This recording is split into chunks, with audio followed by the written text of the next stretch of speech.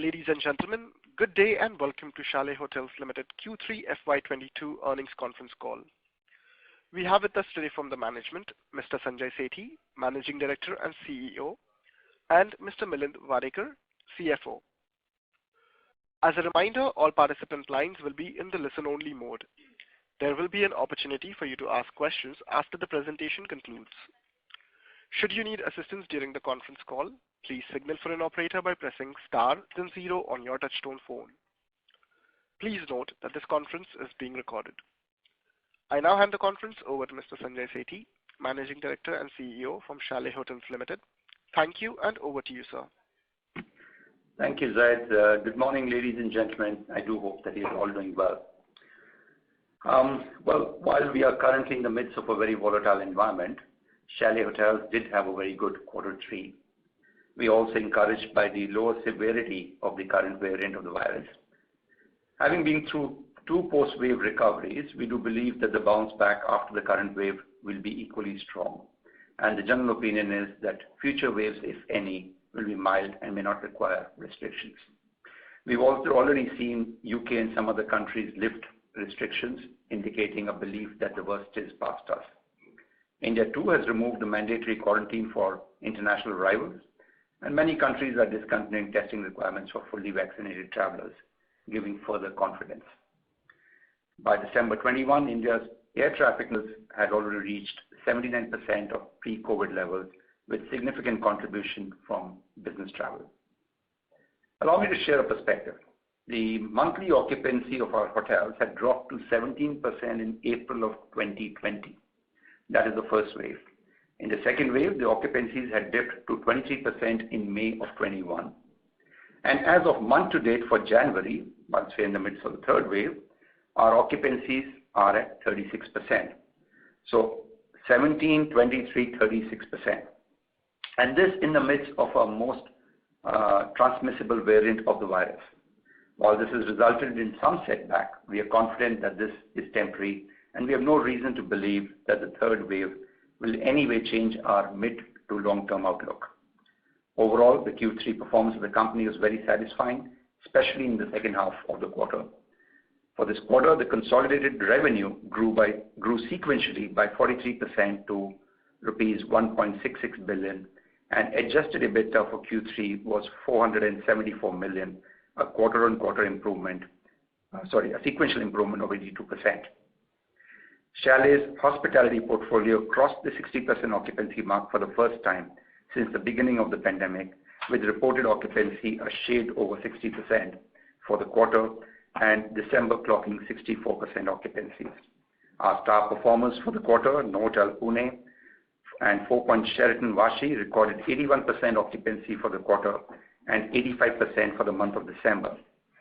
And JW Marriott at Sahar in Mumbai had an occupancy of 79% for the quarter and 70% for December. The average room rates for the portfolio at rupees 5078 for Q3 was up 26% from Q2. And the rate of 5558 for December was up 33% from 3 months earlier, indicating a robust northwards trajectory.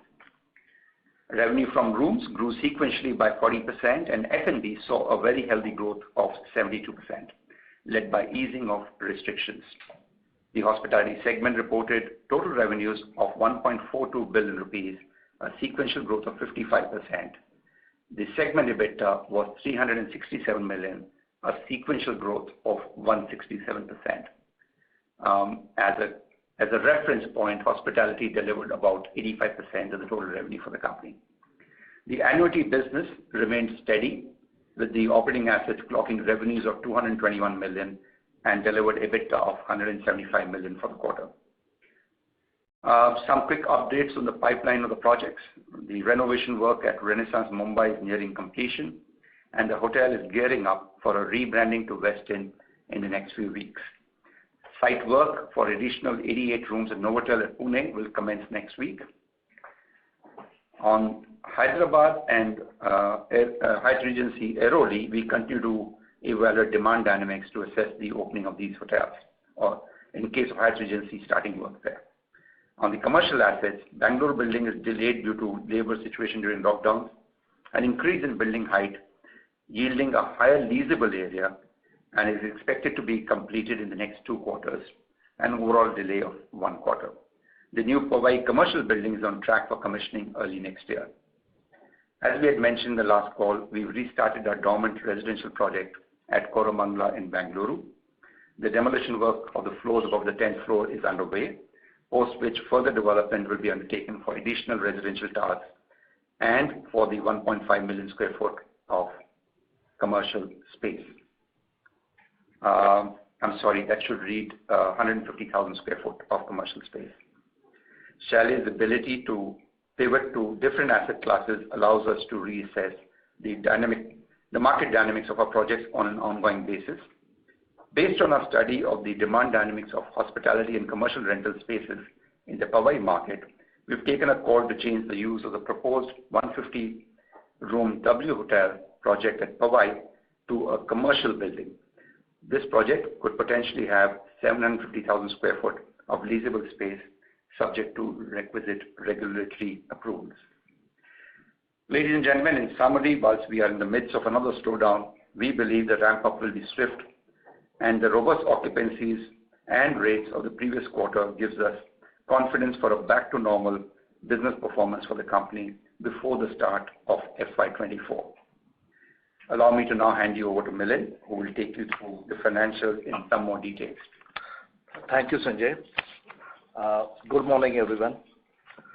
Reported revenue for the quarter was at 1657 million, which was higher by 43% as against adjusted Q2 FY22 revenue. During the quarter, company recorded rupees 54 million under expenses towards repurposing retail assets to commercial and some cost for the same. Adjusting for these, EBITDA was at 474 million against like-to-like performance in Q2 FY22 of 261 million, a growth of 82%.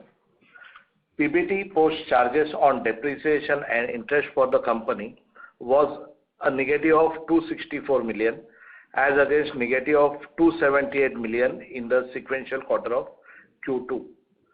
After taking credit for deferred tax assets of rupees 120 million, loss after tax was at 144 million. The hospitality segment contributed to 86% of the total revenue of the company in Q3 FY22. Occupancy for the quarter averaged at 60%, higher by 4 percentage points sequentially. The RevPAR for the same period was at rupees 3035 as against 2161, a growth of 40%. Revenue from hospitality was at 1420 million in a quarter, a growth of 55% sequentially. EBITDA was at 367 million, a growth of 167%. On the cost front, we continue to maintain lower fixed and variable costs compared to our pre-pandemic performance. Fixed cost was lower by approximately 35% and variable costs were lower by 47% for the year to date as compared to the comparable period of FY20.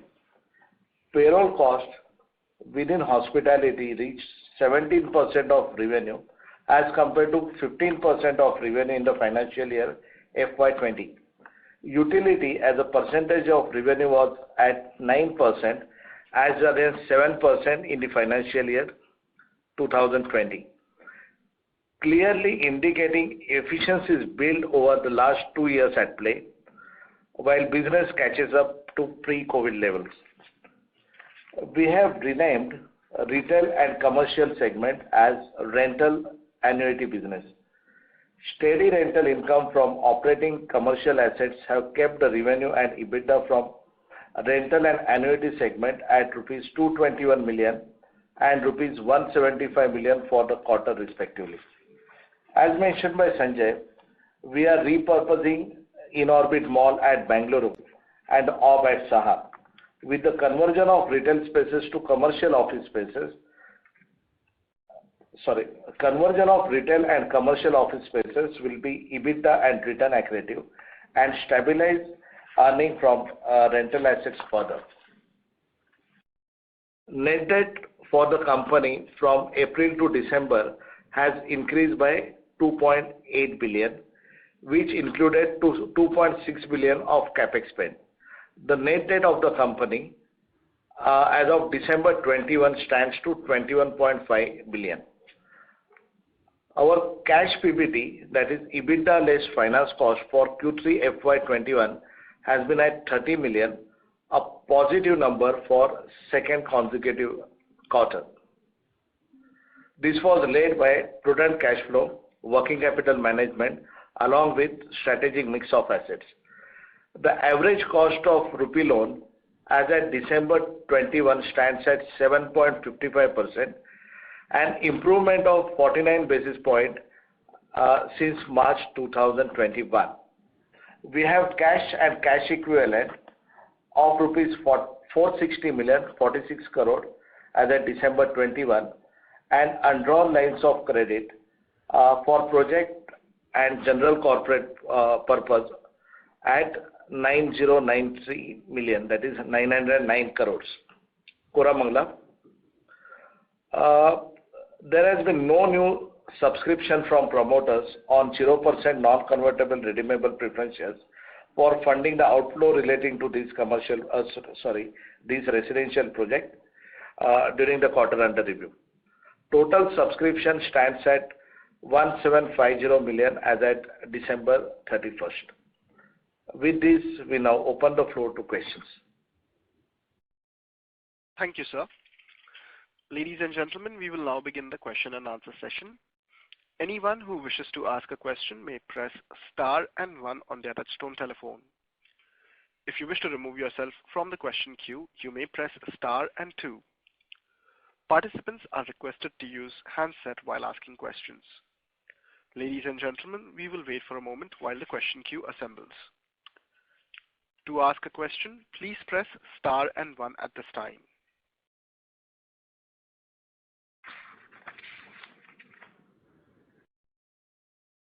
The first question is from the line of Archana from IDBI Capital. Please go ahead. Thank you for the opportunity, sir. I have 2-3 questions. So firstly, you spoke about this Western Hyderabad and Hyatt Regency Airoli. Does that mean that there will be further deferment of this hotel construction? Do you want to ask all your questions, Archana, or should I answer this first? Okay. No, sir, please answer this. So Westin Hyderabad is just as a reminder, is a hotel which was half done. This is a warm shell lease, so majority of the work was done by our landlords. We spent not too much money on it as of now, and the balance time to complete this project is 6 months. So we continuously evaluate the demand dynamics in that particular micro market, and depending on how the demand shapes up, we will restart the project and get it operational in 6 months from the date of start.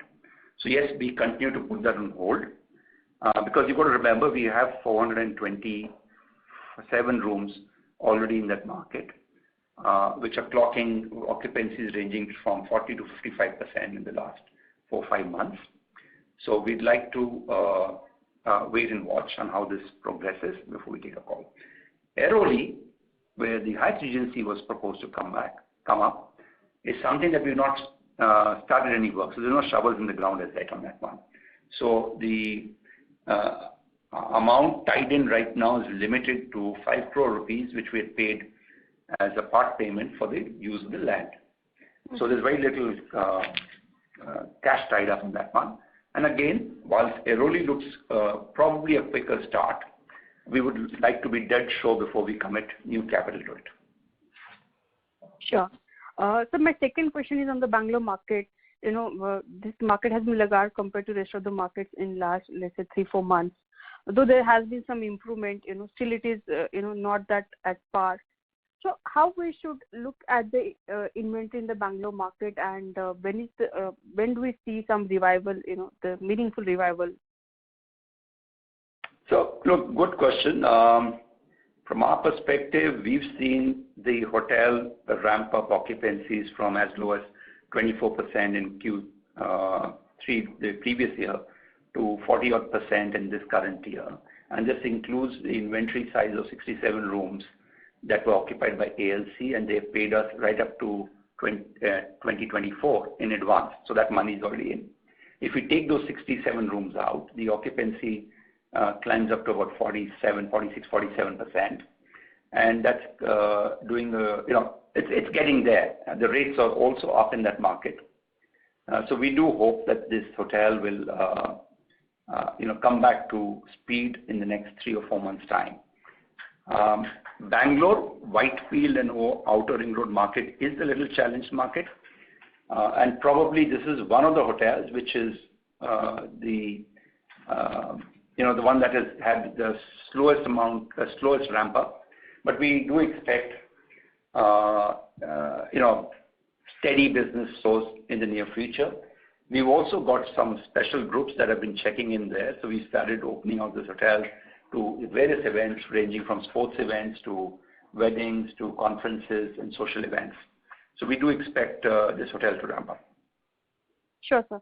And maybe my last question on this international travel. Hopefully, if the international travel starts by Feb end, so how we should look at the mix between this domestic retail, corporate, and the international business travel? So I don't think international travel will start full swing in mid-Feb. In fact, the government has extended the ban on regular flights till end of February in any case. But there are enough airlines flying in through the alternate route that the government has created. I think it's called, it is a certain name to it, I can't remember. I don't know whether, Rajnish, do you remember that name? Okay, so there are enough flights coming in. Now, just to give you a reference, the Chalet portfolio had 15% of its rooms occupied by foreign travelers. And with the occupancy going up to 60%, which means 9 out of the 15, 60% occupancy came out of foreign travelers. So it is growing on a room per day basis. And once the regular flights start, I think we expect that to ramp up very quickly. But the domestic business travel has kicked in pretty sharply, and it was pretty evident in the month of November and December. Mm-hmm. Sure, sir. So that was helpful. Thank you so much. Thank you very much. Next question is from the line of Karan Khanna from Ambit Capital. Please go ahead. Yeah, hi. Thanks for the opportunity, and good morning to the entire management team, and congratulations on a reasonably strong quarter. So Sanjay, firstly, since the pandemic has started, we've noticed that there has been a change in the management philosophy from having 3 or 4 verticals, that is hotels, commercial, retail, and residential, to now focusing just on hotels and commercial while banking our existing residential portfolio. In that context, can you spend a couple of minutes here and help us understand how do you see the mix across these verticals changing, say, over the next 3 to 5 years? That's the first question. Sure. So Karan, good morning, and thank you for the question. So look, you're right. We moved out of the retail business. We did realize pretty quickly in the cycle that that's going to be a challenge vertical. It hadn't been, performing very well in any case in advance earlier too. So we've done the pivot on that and readjusted the buildings to accommodate the commercial office spaces. That's happened at JW Marriott Sahar's location, and it has happened at the Bangalore Innorbit Mall, which is being converted to a commercial building. So in both these cases, we are sort of repurposing the buildings. At JW Sahar, we've already had some success. 2 tenants have moved in. We are in advanced stages of conversations with some more tenants, and we're pretty confident that 2/3 of the square footage will be sort of taken up in the next quarter or so. At Bangalore, right now we're in the process of civil work that has to take place on account of this repurposing of the asset. And in fact, in our financials, if you look at our EBITDA numbers, you'll find that is reflected because the cost of redoing and the write-offs of the previous work that was done as well as paying, for early terminations to some of the retail tenants, has had an implication of roughly around 9.5 crores. And what we've done is in the last quarter, done that correction and absorbed it. So yes, and the demand seems to be strong. From our earlier thought process that we'd probably be able to lease out Bangalore at 52 rupees, the current trends indicate somewhere between 8 to 10% higher rentals in the market. And the square footage there is fairly large. We've now got the new building has scaled up to almost 650,000 square foot, and the old mall is about 300,000 square foot. So roughly 950,000, close to 1 million square foot of office space to be leased out over there.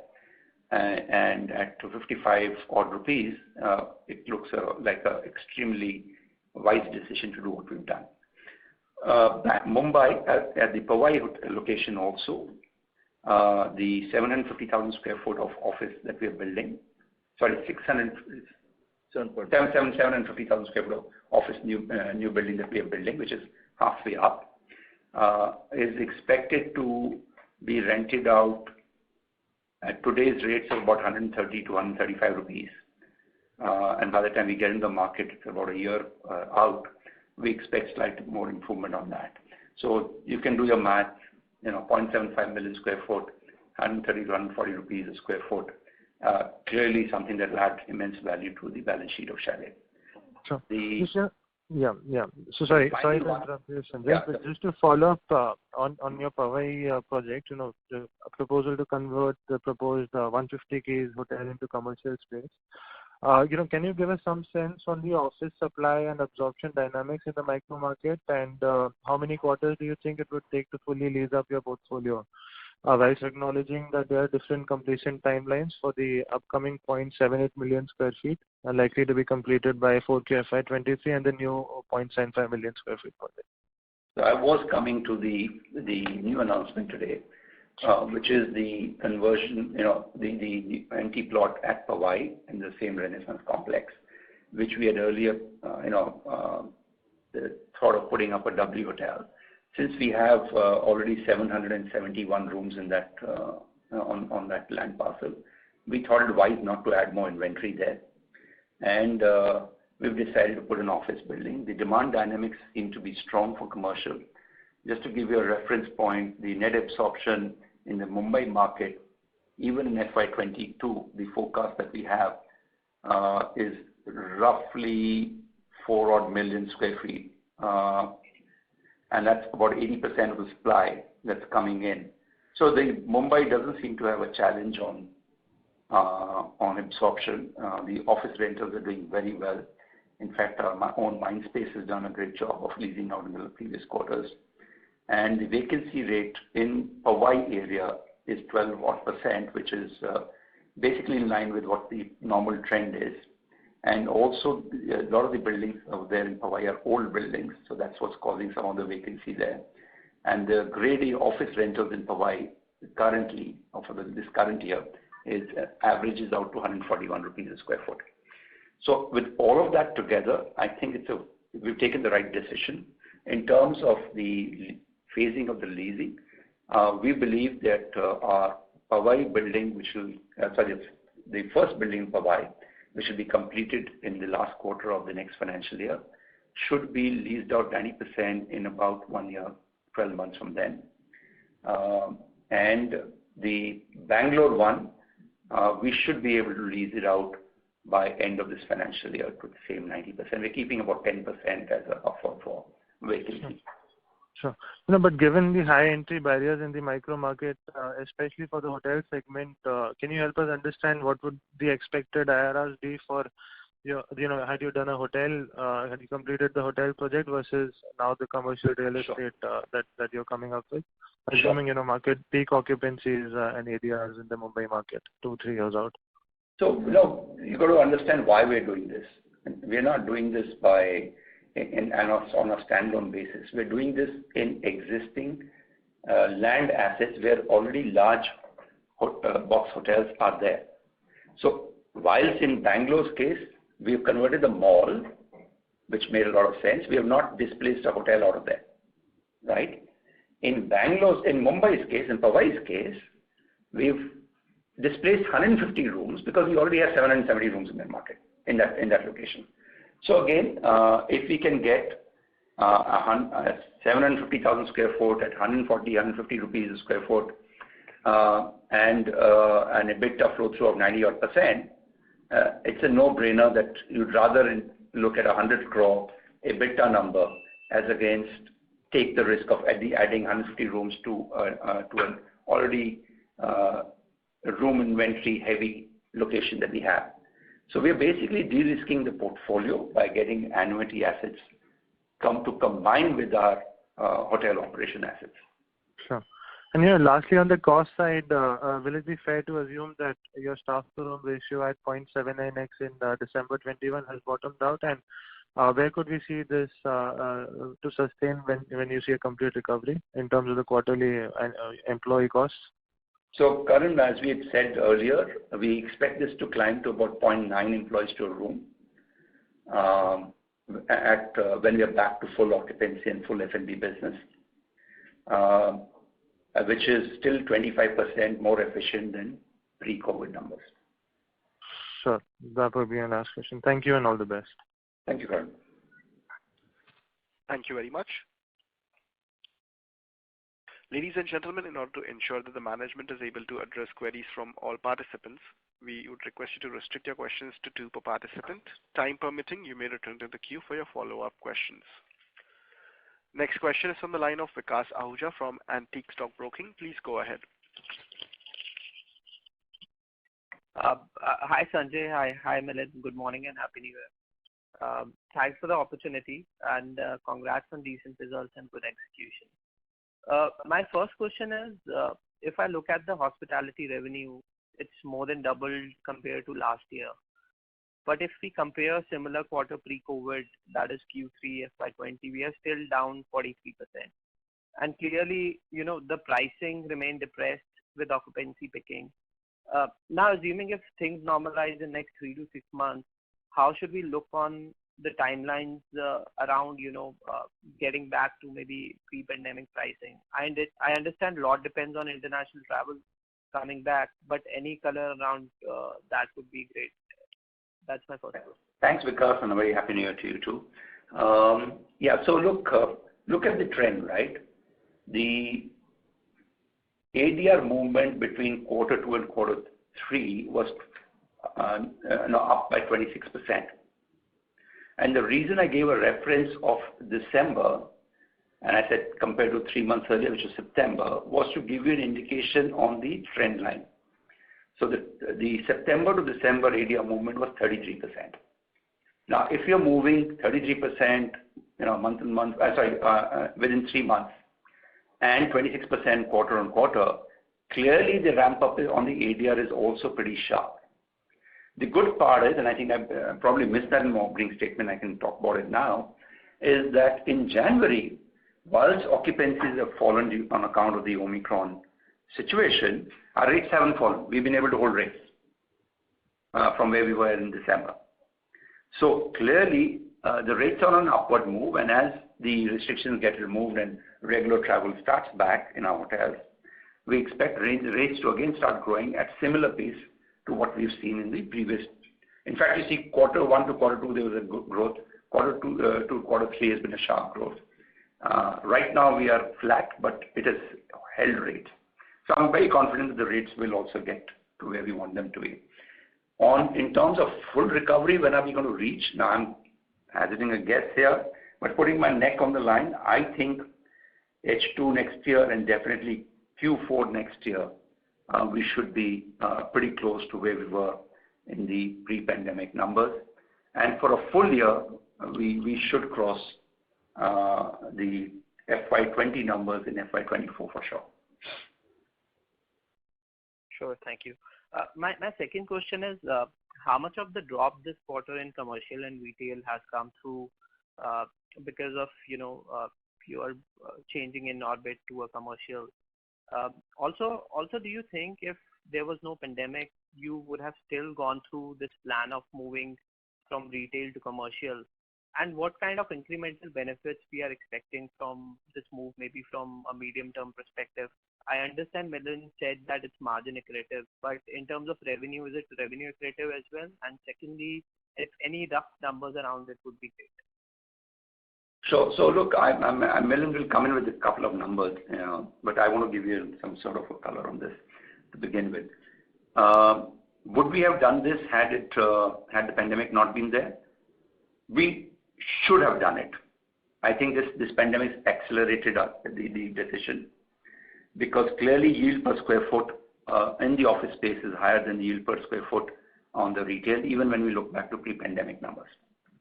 Just the pure rental rate that we were realizing on a mix of fixed rent and minimum and the revenue share was lower than what the rental in the market was.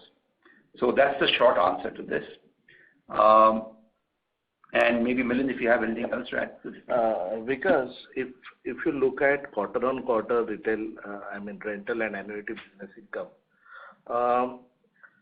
we were giving discounts and rebates to retailers in Bangalore in Q1. So our revenue was in the range of 2.5 to 3 crore rupees in Q1, which has now become zero in Q3. But we started earning revenue from Sahar Retail, that is the org.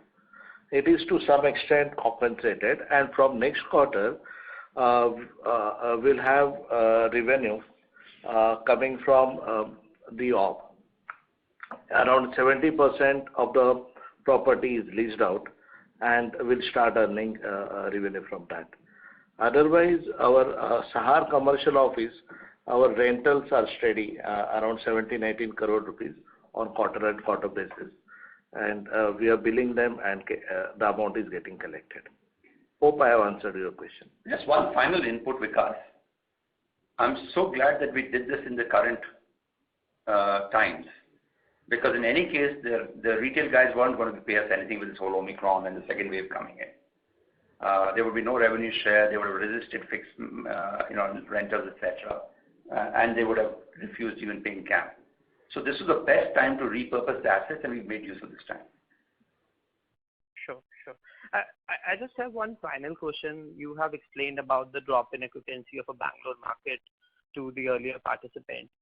Just to add on, is it fair to say that Bangalore is more linked to the tech-related travel, and looking at the demand and hiring, what all these tech companies are doing right now, not only the IT services, overall the tech ecosystem, that once travel will open the Bangalore, we will see a very, very strong occupancy and pricing. Is it a fair assumption?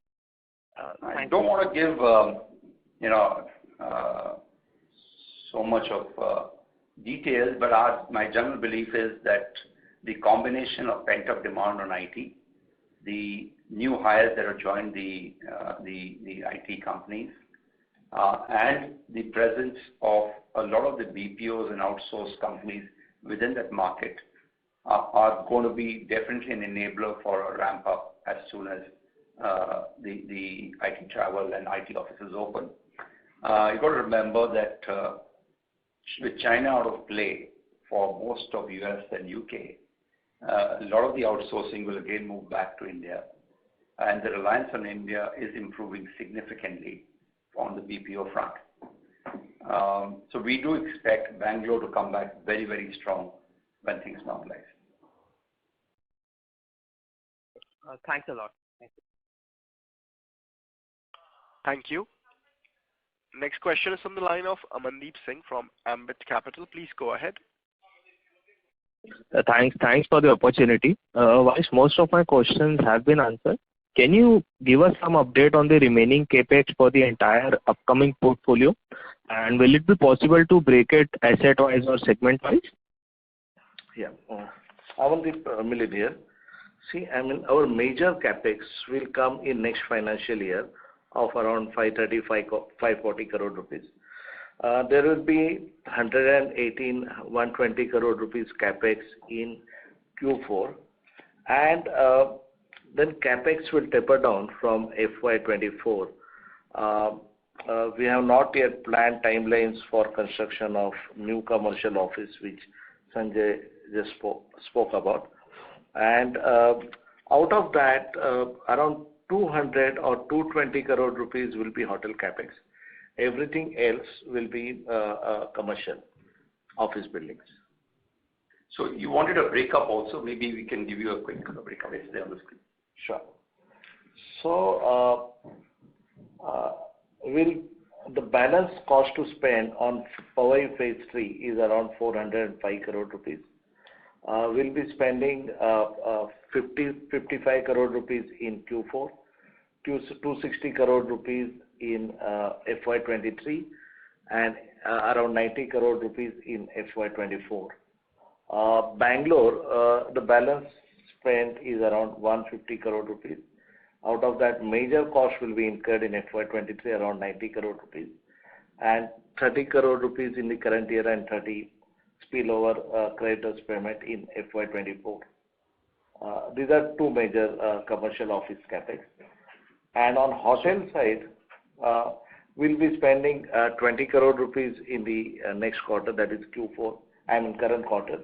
Around 135 crore rupees in FY23 and around 75 crore in FY24. So I think big picture item, we expect the capex of 537 crores in FY23 and 324 crores in FY24, out of which in 23, 400 odd crores will go towards commercial assets and 20 crores towards, 135 crores towards office assets in 23. So this is really helpful. Just one breakup between the Novotel and Hyderabad hotel capex.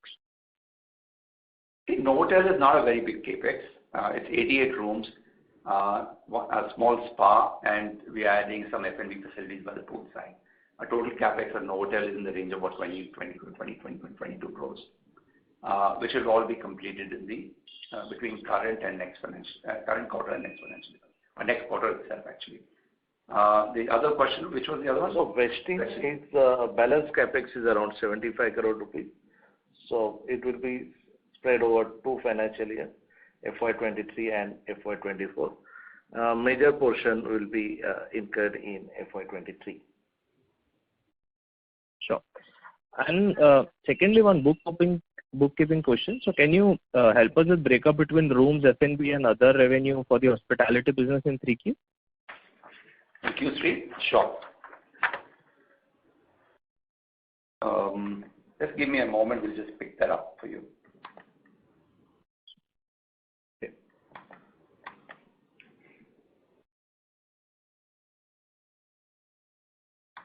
Give me a minute. Yeah, maybe you can get back, or maybe we can take that offline also. That's all. Sure. Thank you. That's all from our side. Thank you. Thank you very much. The next question is from the line of Adhidev Chattopadhyay from ICICI Securities. Please go ahead. Yeah. Good afternoon, everyone. So my question is mainly on the industry side. Firstly, see, considering that players like yourselves, the leading guys, are not incurring significant hospitality capex, and you also seen other leading players taking the franchisee or the management contract route for expansion. So when demand does come back, right, when the leisure and business travel fully picks up, how do you see the demand supply outlook for the sector, especially in 4 and 5-star hotels? And is there possibility of ARRs in FY24 growing quite significantly? Just wanted to get your views on that. That's my first question. Sure, Adhidev, allow me to address that. Before I get there, quick answer to the previous question. I'm sure all of you are interested. In Q3, our room revenue was 50%, F&B revenue was 42%, and other revenue was 8%.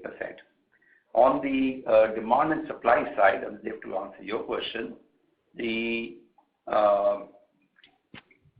supply side is expected to be very muted for the next 4 or 5 years. So, pre-pandemic, the expected growth in supply, CAGR for 5 years was 4.5%. We believe that's halved now to about 2.5% for the next four years for sure, maybe even 5 years. That, and you combine that with the ramp up back to normal in occupancy, the occupancy demand the occupancies should rise very aggressively. And when occupancies rise to an extent of beyond 65-70%, the upward movement of rate is natural, and it tends to go up pretty sharply. We saw that happen in our portfolio pre-pandemic. The moment we crossed 70% occupancies, our rates started growing pretty well. So that's the overview.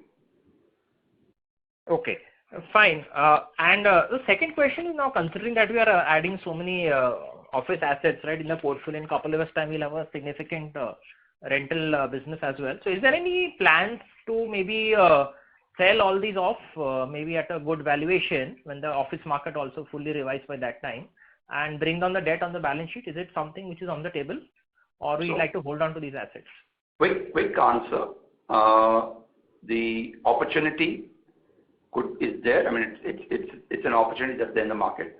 Have we given thought to it? No. And as long as they continue to be value accretive, why sell? I think the only thing that we are looking at selling is the residential project which we have in Bangalore, and we have about 1.5 lakh square foot of office space there, which we'll be selling off through strata sale. Again, as I said, is the opportunity there? Absolutely. Do we have planned to do something like this? Not at the moment. So, Aditya, to answer your question further, I mean, if you look at LRD entitlements, I mean, the parameters used by banks for giving LRD, and once commercial assets start earning rental, I mean, it will be in self-finance mode. I mean, LRD entitlement servicing will be taken care of by lease rentals earned. No, but to answer your question, no, we don't have any plans right now to sell these assets. Except the bank. Fine. Okay, fine. Okay, that's it from my side. That was very helpful. Thank you and all the best. Thank you. Thank you. Next question is from the line of Prateek Poddar from Nippon India Mutual Fund. Please go ahead.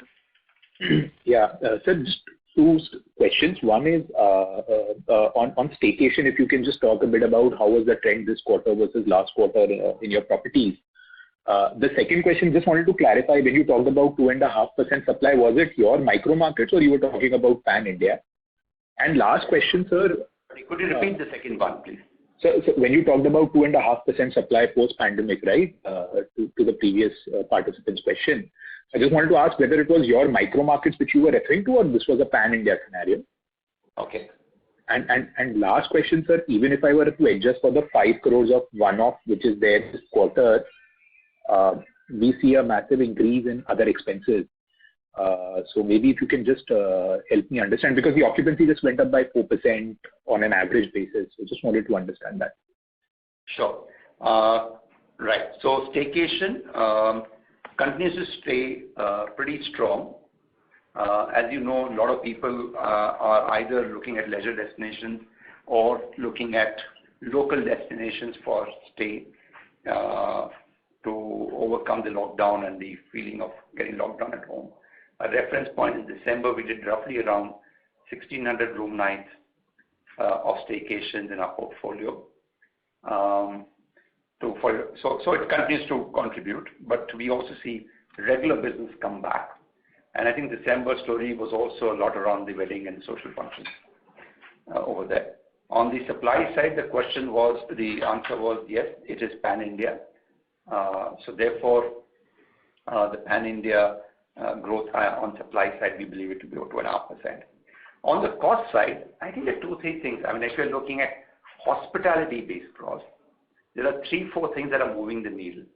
One, the revenue mix, where F&B improved as a percentage of contribution to total revenue, up to 42% of total revenue was one thing, because F&B comes in with its operating costs and supplies. The second thing is that we did sort of cut away from any salary cuts for employees in the hotels. So we removed all that sometime in the middle of quarter 2 of last year.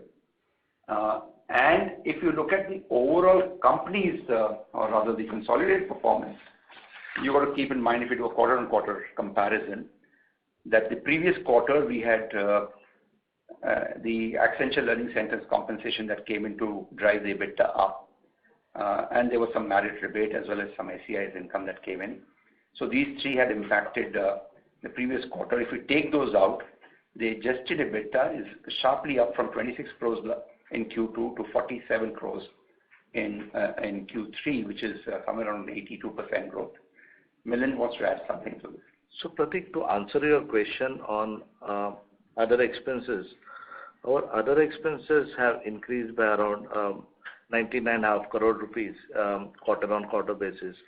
Out of that, 5.4 crores are non-recurring one-off expenses for repurposing retail assets into commercial. So balance 14 crore rupees are incremental cost on account of incremental revenue, which includes repairs and maintenance, heat, light and power, royalty and management fees which pay to Marriott, other hotel operating cost. So incremental revenue for the quarter sequential increase is around 50 crore rupees, and if we take out this non-recurring expenditure, other expenses increased by 14 crore rupees. So the other way to ask this, sir, is when I look at slide number 6 and when I look at incremental revenue and the flow through to EBITDA, that seems quite low given the cost structures or the fixed cost structures we have. So I'm just trying to understand that. Look, if you see sequentially the improvement in revenue basis slide number 6, right, is roughly around 50 odd crores, if I'm not wrong. And you have a 22 crores sequential improvement in EBITDA. So the flow through is just 44%, despite most of your growth this quarter coming from ARR increase and not occupancy. So I would have thought of a higher flow through to the EBITDA, which is not happening. Any thoughts? Add back the 5 crores that we spoke about. The EBITDA growth works out to about 27 crores.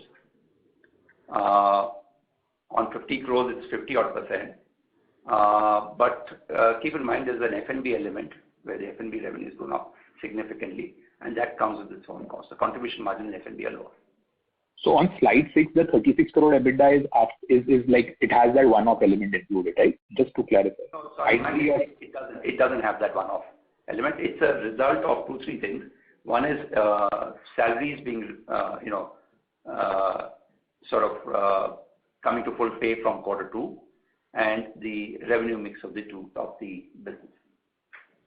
And also, because the hotel has moved into GOP or operating profit status, the incentive fee for the brands kicked in.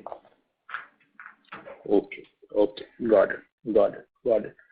Okay. And just going back to the staycation question, just wanted to check this 4% improvement in incremental occupancy, and maybe the exits are quite strong. But can you help me understand whether it was driven again by staycation or this incremental 4 was by business, or has staycation on a quarter-on-quarter or on an exit basis come down, or it has remained flat? Staycation marginally come down in this quarter. So the increase in occupancy is driven largely by regular business and the banquet business, the group-based business. Okay, this is really helpful. Thanks and all the best. Thank you. Next question is from the line of Amit Agarwal from Nirmal Bang. Please go ahead. Yeah, thanks for the question. My question was pertains sorry to interrupt, Mr. Agarwal, but your voice is not very clear. Am I clear now? Yes, much better. Please go ahead. My question pertains to a sharp rise in the ARR, especially in Bombay, even when the occupancy remained flat. So I was just wondering, what would be the reason for that? Was it that overall occupancy, ARRs are going up in Bombay? Or, what is the reason for the 25-26% rise in occupancy percent? And point the second question, overall strategy. You're looking at such a strong growth in potential ARR because of favorable demand supply mix. Then wouldn't this be a time also to push your other hotel ventures, because it will take about 3 years for sales to come up to say. I'm sorry, Amit, I can't hear you. I heard the first part, and I'll answer that, but if you can repeat the second part, I just couldn't catch the second part at all. Yeah, I think is it better? It's not clear. No, Mr. Agarwal, your voice is choppy at times. So let me answer the first one while maybe you can try and improve your signal. The ADR increase in Mumbai is genuine ADR increase, and overall portfolio grew by 26% quarter on quarter. The 36% that you see on the slide is over the same quarter previous year. But the regular business coming back is the reason why the rates are going up. So when you have business travel coming back, you have social functions coming back, they tend to take your average room rates higher. So that's what's happened. Right. Okay. I'm sorry, I still can't hear you. Very bad. I'm very patchy right now. Sorry. Okay, I'll come back in queue for later. I'll come back. Thanks. Thank you. Next question is from the line of Sumant Kumar from Motilal Oswal. Please go ahead. Yeah, I have two questions. The number one, overall, what we get a sense from our strategy change from, say, 150 hotels we are converting to commercial, retail space we are converting to commercial space. So would like to understand our overall, we have changed whatever we were doing earlier, focusing more on hotels and retail space. Now we are shifting our focus toward commercial space. So can we expect going forward our focus will be more on commercial side?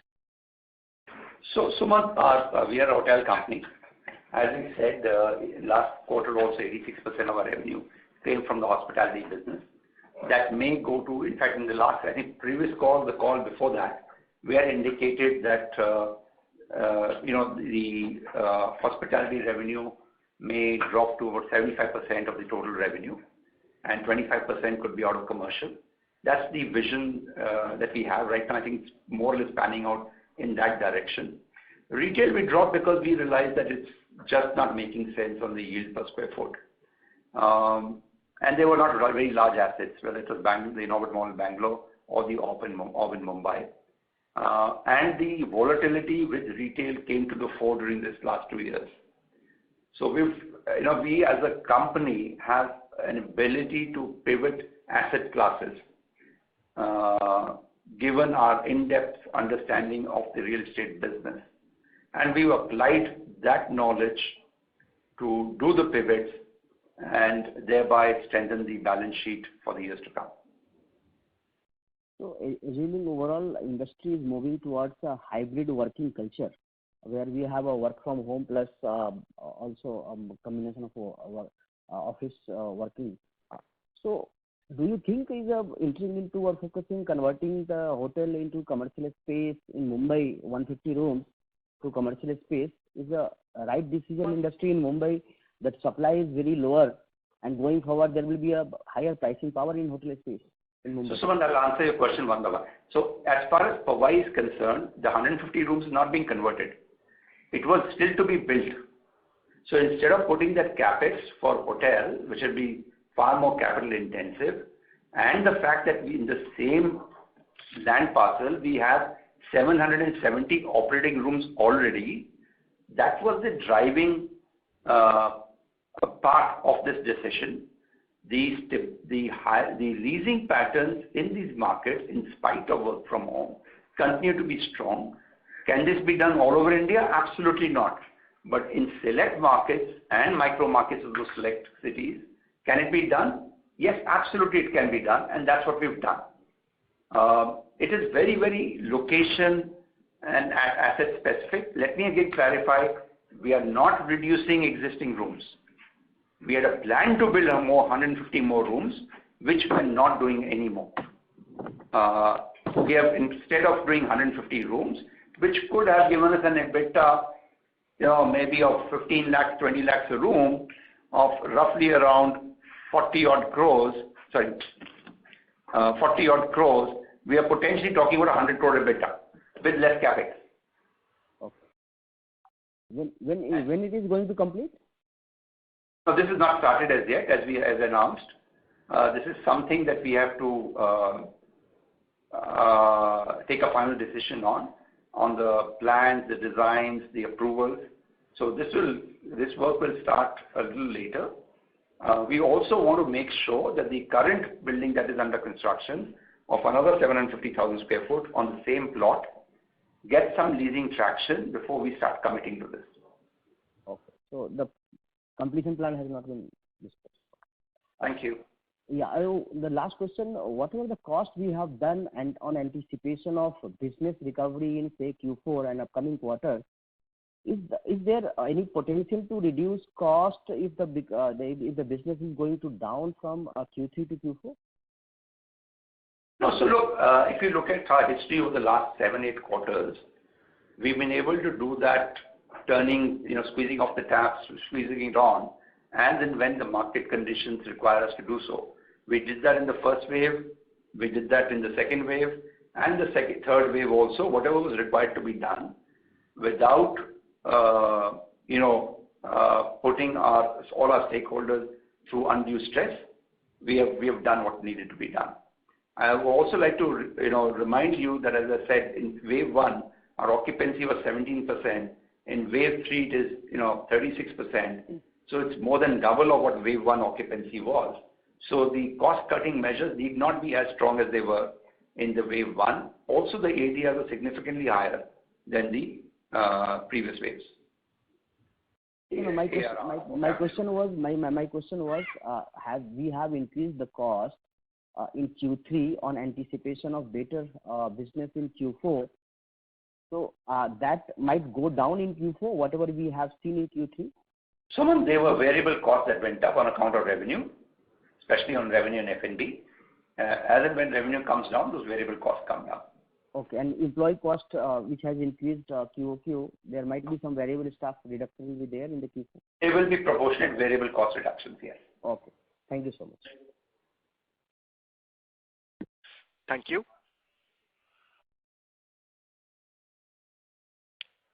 As there are no further questions, I now hand the conference over to Mr. Sethi for closing remarks. Over to you, sir. Thank you, Zaid, and thank you everyone for taking time to have this conversation with us. It's always very fulfilling to have this conversation, and some of your questions do allow us to reflect on important matters for the company. Once again, stay well, and we look forward to engaging with you either one-on-one or in group calls in the near future. Thank you. Thank you very much, members of management. Ladies and gentlemen, on behalf of Chalet Hotels, that concludes today's conference. Thank you all for joining us, and you may now disconnect your lines.